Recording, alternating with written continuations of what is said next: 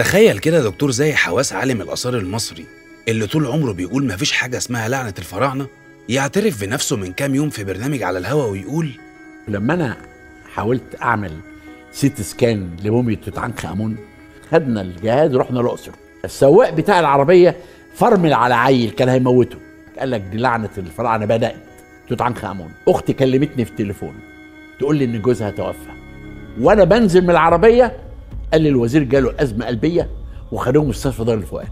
قبل ما ادخل المقبره واطلع الموميا حصل فيضان. كل ده في يوم واحد؟ في يوم واحد. نزلت المقبره خدت الموميا حطيتها بره تحت الاشعه المقطعيه، الجهاز وقف. وكان لاول مره اقول يبقى في لعنه اسمها لعنه توت عنخ امون. القصة بدأت لما دكتور زاهي حواس راح يعمل فحص لمومية الملك توت عنخ آمون. يومها من أول ما خرج من بيته كل حاجة ماشية معاه بالعكس.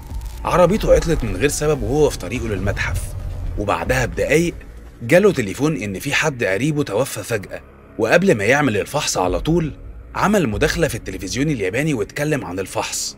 حصل فيضان في نفس اللحظة في المحافظة اللي هو فيها، وبعدها بساعات حصل عطل في الأجهزة اللي كانوا هيستخدموها للفحص، كأن في حاجة غلط بتحصل وفي حاجة مش عايزة تتفتح. زي حواس قال بنفسه في البرنامج: أنا ما كنتش بصدق في اللعنة، بس بعد اللي حصل ده قلت يمكن فعلا الملك مش عايز حد يلمسه. وقال كمان إنه وقتها حس بحاجة غريبة في المكان، كأن المقبرة ليها روح حقيقية بتحرسها، وإنه رغم إنه عالم آثار بس حس بخوف حقيقي أول مرة يحسه في حياته. ساعتها زي حواس قال جملة مشهورة جدا: اللي يقرب من توت عنخ آمون لازم يبقى مؤمن إن الملك ليه قوة بتحميه حتى بعد موته.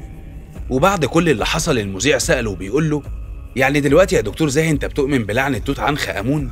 ابتسم ورد عليه وقال له: أنا مؤمن إن في حاجة غامضة بتحمي الملوك دول، حاجة أقوى من العلم نفسه. يعني العالم الكبير اللي قضى عمره كله بين المقابر والآثار لما قرب من توت عنخ آمون اتبدل كلامه كله، وبقى أول من يعترف إن في لعنة حقيقية. وفي النهاية ممكن دي تكون لعنة وممكن برضو تكون صدفة. انت بقى رأيك ايه؟ هل فعلا ممكن دي تكون لعنة؟ ولا شايف ان كل دي مجرد صدف؟